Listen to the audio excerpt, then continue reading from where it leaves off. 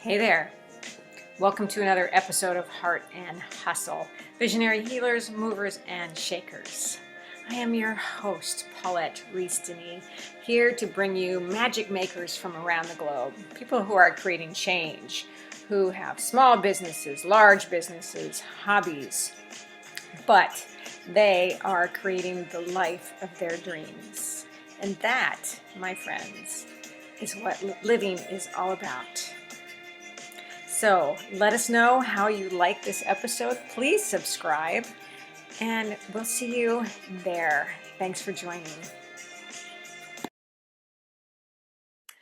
Welcome to another episode of Heart and Hustle, Visionary Healers, Movers, and Shakers. And I am your host, Paulette Rees-Denis, your magic maker, your movement motivator, your passion instigator, and the person who brings you all these amazing people on Heart and Hustle, which I love. As you know, if you've been with me for any length of time, you know how I love to network and share people. I love people to meet people because we're all doing these amazing things. And I love to bring you out there in Heart and Hustle land, people who are making magic and creating change and living the life of their dreams, building their businesses, but also helping other people in the process. And so today I get to bring you Dani Peterson. And I'm new to Dani Peterson too. So this is all good because I'm going to be questioning you, Dani. Yes, glad to be here. So how are you? I'm doing good. Yeah, I've had a good morning. Good. And where are you? I am in Arizona. Okay. All Yeah. right. So you're in the heat too. Yes, it's starting to get toasty. Yeah. Yeah. It's too here in Palm Springs, but I love it. Oh, Palm Love it. Springs. Love, love, love, love. Familiar with there. Oh, good.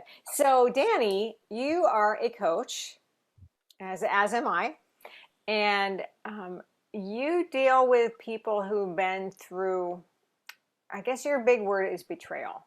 hmm So, let's talk about that. What, how did you get to that niche of working with people? Well, it was a little bit of a long time coming. Um, in a nutshell, it comes from my own personal experience. And so as a holistic practitioner and life coach, I usually work with people that are dealing with trauma of some sorts. And you know how it is when you're in business, they want you to kind of home in on a particular group of people.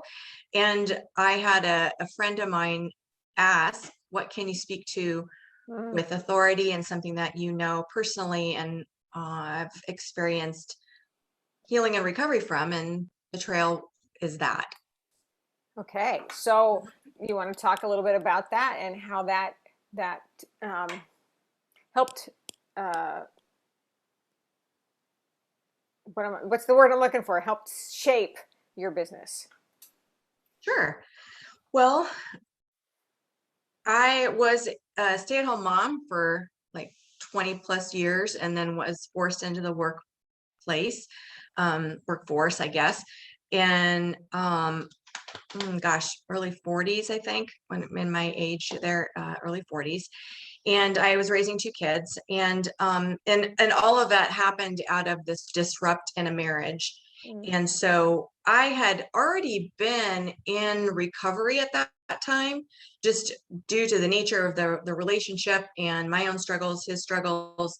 And so I started to kind of wake up a little bit, and then only to find out like my worst nightmare, you know, was actually playing out. mm, And as far as just the depth of it, just infidelity, the lies, the deceit, and multiple areas for my ex. And so it just threw me into a tizzy. It I went into survival mode at that point. I had done some recovery, then went into survival mode, trying to raise my kids, trying to figure out, how I was going to mm. make ends meet. I was working 3 jobs. And down the road, I ended up kind of diving into the realm of holistic practices due to some physical manifestations in my own body. A lot of that pain that was kind of being stuffed down while surviving, started to show up in my physical body in the form of backaches, headaches, fatigue, ruminating thoughts. And I ended up seeing a couple physicians, and the last straw, this is part of my story, I guess, was a doctor that prescribed Percocet, Vicodin, and Tramadol, like 3 prescriptions Woo. all at one time. And it just threw me. And I thought, this can't be my last stop. And so I dived back into the arena of yoga and fell in love with it. At the time, like, I got in, and then because I was kind of dealing with trauma, I wasn't familiar with listening to my own body. And so I actually got hurt and wasn't able to practice for 6 months. And then coming back in, then I started learning more about the practice itself, not just the physical practice, but the philosophies and the mindset around it, and the reason why we practice yoga. That led me into teacher training, which led me into breath work, which led me into meditation and yoga nidra. Those were like medicine for me. And it just opened my eyes to the reality of the state I was in at that time. And so I went in it mostly for my own personal reasons, like, heck, I want to like stop hurting and get out of pain. And somewhere along the line, though, I just decided, like, I wonder if I could use this to help other people, because I was seeing such amazing things. I was working in the studios at the time, and then it kind of morphed into one-on-one with clients. Then life coaching kind of came on the scene. I'd been coaching people, but not like formally. And so I decided to, actually, it was a random thing, to be honest with you, Paulette. I was in a meetup group and for Italian speaking individuals. And someone happened to come in one day, was talking to my husband. She found out a little bit about what I did and wanted to talk to me. And so she started chatting about her life, and I was chatting about mine, and the life coaching kind of came on the scene. So I was like, it was one of those things where you kind of go, note to self. And so I started to just kind of inquire about it. And I checked in with a cousin of mine who's a life coach, and she was like, I think this would be a perfect fit and would make sense with the work that you're doing. And so I dived in and went through my training and went through my mentoring program, and I went through accreditation. And so the end of last year is when I think things started to morph a little bit as far as my focus, and decided I wanted to lean more into the life coaching, utilizing all these other practical tools to assist those that were open to that, because not everybody's open to it. But I work alongside my clients as a life coach, but a holistic practitioner, to help balance the yin and the yang, the mind, and connect the mind and the body, which is beautiful. And then again, I had a friend who just challenged me on like narrowing it down, because you know how we start out, like, we can help everybody and anyone anytime. Oh, that's something I'm hours always of the day. Yeah, right. It's like, who is your perfect customer avatar? Your ICA, right? Your ideal customer. Yeah. And it is important to know that, though, because you think you can help save the world, but if you can help someone, one person, and who is that best person? Yeah. And so that's where Betrayal kind of came on the scene, because I could speak to it. And I could speak to it not just because there's different types of betrayal coaches out there and programs. And I don't necessarily, my niche isn't like the one who's been physically abused, domestic violence. I wouldn't say that would be my niche, though aspects of it I could help support in conjunction with a therapist, And so mine is more of the betrayal, where you were counting on somebody, trusted somebody that you were relying on, needed, was supporting you in some form or fashion, and believed they were who they said they were and were going to be there for you the way they said they were. And then it like rug gets pulled out from underneath you. So I experienced infidelity, emotional betrayal, like spiritual betrayal, And so multiple levels. I've also experienced betrayal in relationships and within organizations Mm-hmm. and in the workforce, not really understanding what betrayal was early on. And then going through my own recovery started to open my eyes to really the depth of trauma. So really I'm dealing with the effects of trauma on the body and the mind. So the niche, I would say, is anybody who's been betrayed, but we're So, dealing with the trauma. okay, so that brings up just a really good, pretty simple idea is what is your definition of betrayal? Betrayal, again, it can happen on multiple levels: emotional, financial, spiritual. And it's you've placed your trust in somebody, or you trust and love somebody, and they blindside you based on their own issues, their own sickness, their own addictions. Sure. Yeah. And so then you're not dealing with reality. You're dealing with this facade of what you thought was real, Mm-hmm. only to come to find out what I thought was real, in fact, wasn't. And it was based in an addiction. Sure. That's my story with my ex, was Okay. that there was an addiction that took him down some very dark roads that affected our marriage, our family, and and it spread like news spread about it. So then I was dealing with the shame of all of that and the trauma fog and all of Mm-hmm. that. So the effect of his actions affected me, and how I was processing and not processing thoughts, feelings, and emotions. Right. Wow. And so for you to turn those lessons around for yourself to take them further to be able to bring them to others.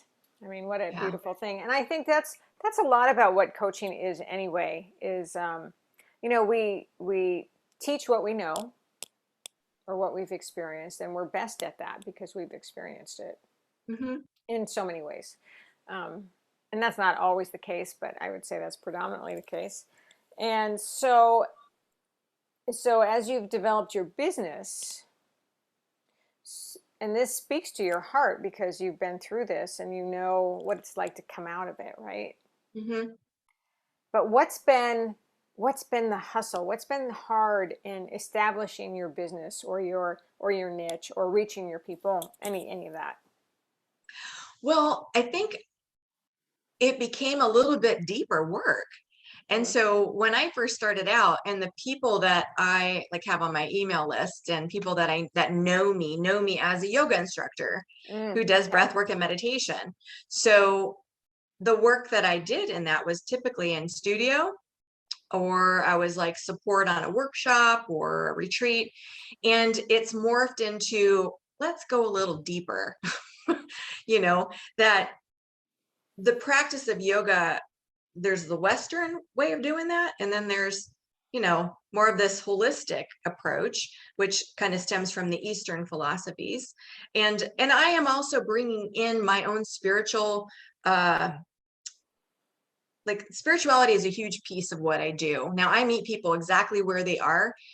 This isn't about denomination, but I do ascribe to a higher power, that being God, and I'm Christ conscious and spirit for me. And so that plays a part in what I do. And so having been kind of betrayed within the church, that system, again, just the little place that I was in, I'm not saying at large, I could speak to that because some of the betrayal within that organization messed up my thinking. And Mm-hmm. so I'm able to meet those people in a deeper way versus just, let's just do a pose. Let's just, do pranayama. I use those holistically. Now, as a coach, I'm able to come alongside to allow that person to know that they're not alone, that they're not crazy, that there's nothing wrong with them, that they are in their essence enough and are perfectly imperfect. I Mm-hmm. get to watch that transformation. Now, for those that have been betrayed, you're dealing with self-esteem, low self-esteem, self-worth, not trusting themselves, let alone anyone else, anyone close. And you're not sure what's real and what's not real. you've been gaslighted in those relationships. And so I have to help clients dig down within themselves. I don't go digging for things. It's just whatever's revealing itself. And in our session. So the people that are coming to me are people that read my story, that they're looking for somebody to help them with betrayal and or stress management or mindset issues, because it all plays a part. And they either resonate with me or they don't. I see clients one-on-one. I see them, I don't do one-offs typically. Like people can like do a consultation with me or get a 30-minute clarity call just to get a feel for me and my energy and what I can bring to them. And we collaborate. It's not me telling people what to do, me not giving them the answers, but allowing them to learn how to find those answers within. I mean, as you know, we're fully resourced. But when you're dealing with trauma, you go offline and you're not aware of that. And so I help teach them tools to help them regulate, self-regulation tools and tips. And we go through whatever's showing up for them. A lot of it's boundary issues. A lot of it is learning how to trust intuition. A lot of them are not checked into their bodies. So some of the holistic practices, I bring them into their bodies because we can only heal in this vessel we've been given. You can't heal out there in the ethers, right? Yeah. It's spiritual bypassing. And so a lot of it's just kind of unlearning a lot of things that we were fed and or experienced, and relearning, rewiring the brain and the mind to understand what it is that they're dealing with. Yeah. And I call it rewriting your story. Same. So tell me, what does Dani do for herself? What do you do like for your daily practice or your daily self-care? Because I love talking about self-care. Yes, it's so necessary, especially in our society for years, actually. So what I do for myself is I'm pretty disciplined in my own practice. And so that usually will incorporate movement of sorts, obviously. Yay. yoga, walking, biking, weights and things like that. I like to swim now that the weather, I've been actually doing cold water immersion since like December, January, just to reset my nervous system when needed. And also it's just kind of good to get my day started. So now that the weather is heating up, our water is not cold. So I have to resort to the shower. So usually I have like a cold shower in there. I like to start my day off with gratitude and prayer. Which is probably the case for many people, I have to be very mindful of this thing. Not starting my day out with that, and so I will turn to it after I've done my practices. And I usually walk my dog. My dog Enzo is therapy for me as well. He makes me laugh. Yes. And it's something outside of myself that I can tend to and care for that gets me. Like he's in tune to me, and he's also challenges me. I've been able to put a lot of my practice into practice by just even taking care of my dog. Nice. And so there's that music. I read incessantly. I listen to podcasts all the time. I'm constantly feeding the things that I know are good for me, sacred texts, the Bible, Bhagavad Gita, various readings to just keep me on the page of what's actually real. Love it. And eating good food, drinking water. That's another thing I have to really work at is water intake. Me too. It's one of those things because I love coffee. And so when you drink coffee, you got to double up on your water. So that's the hard part, is just the balance between that. I love it's the coffee, the water, and the wine. It's got to go. Yes. And I drink all responsibly, though I do need up the water. Not that I am out of control with the wine or the coffee. It's just water is really what we're made of. Yeah. Yeah. And It's very important, especially as we get older too, because everything starts to like, it's like not putting oil in your car. right. So that's Well, important. And then and us who live in the hot climates too.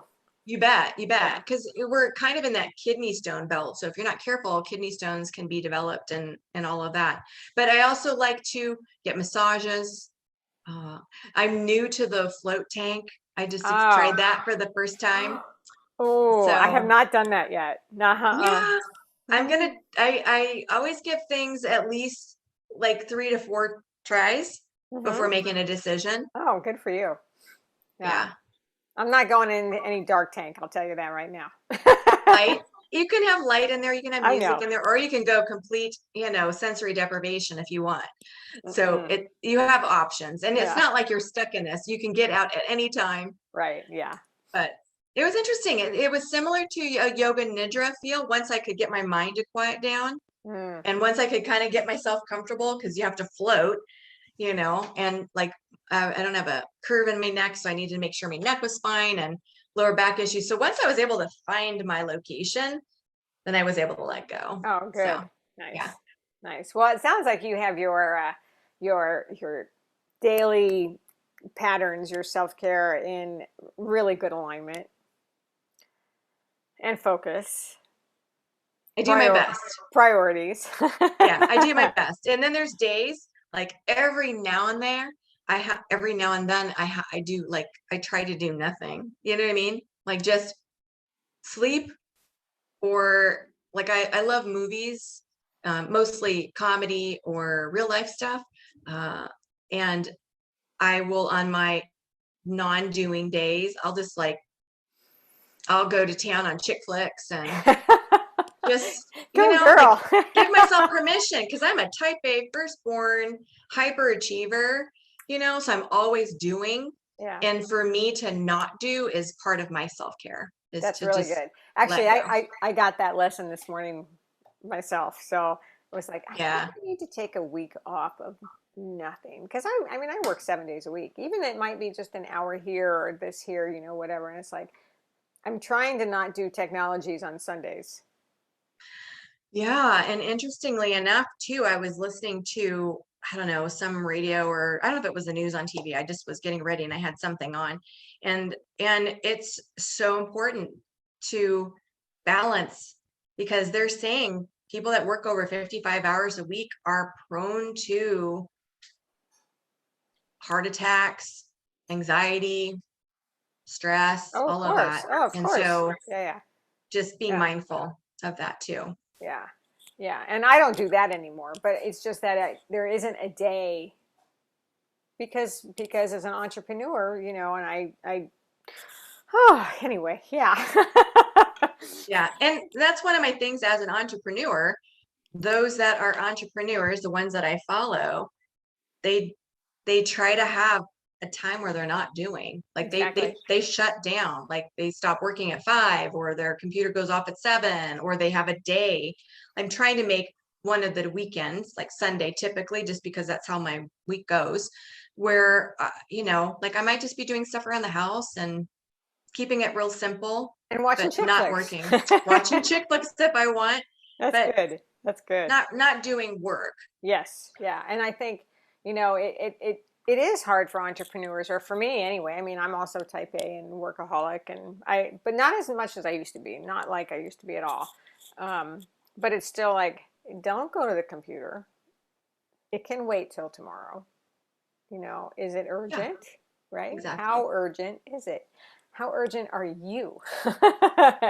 You're more important than that. So it is a lesson in balance and focus and just saying no. Just what do I want to do instead?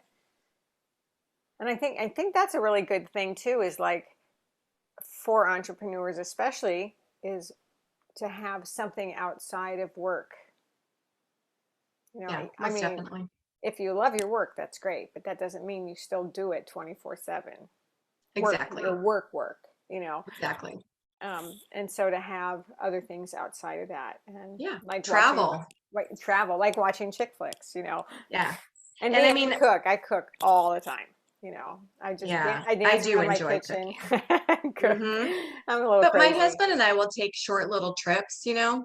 And so like we just spent a weekend in Prescott, and so just cooler temperatures, and we Hmm. just walked around and we had good food and, you know, glass of wine here and there, and just sat on the porch and just took in the, you know, sensory, you know, what does it smell like? What does it feel like? How Yes. does it feel? So I'm able to do that when I'm outside of my environment. So for me, being outside of my There you typical go. environment Right. is helpful for me. I traveled to Italy, I traveled to India. Obviously, not everybody can do that, but like, and it's not like I do that all the time. I mean, I've I've made effort to doing those things. And I've learned, we were talking about the no and having healthy boundaries for ourselves. And I had to learn that it was not so much about saying no to things as it was saying yes to me, There you go.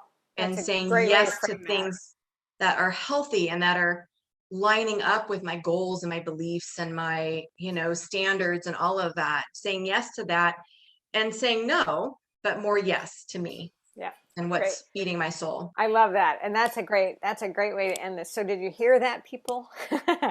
And it's got to be a hell yeah. That's what I say. It's got to be a hell yeah or a hell no. Because if it's a maybe, then you know, you got to figure it out. It's got to take care of you, right? It's got to feed you so you can do the most beautiful things you are here to do. So, Dani, how great to chat with you. Thank you for spending Likewise. time with me and Thanks for having me. us out in Heart and Hustle Land. And all of you out there, love to know your feedback, your takeaways, your questions. Thank you for being here with me and with us again for this episode of Heart and Hustle, Visionary Healers, Movers, and Shakers. And again, I am Paulette Rees-Denis. And please, please, please subscribe. You can see us on Vimeo, on YouTube, on SoundCloud, or right here at my website at www.paulettereesdenis.com. And until we meet again, many blessings.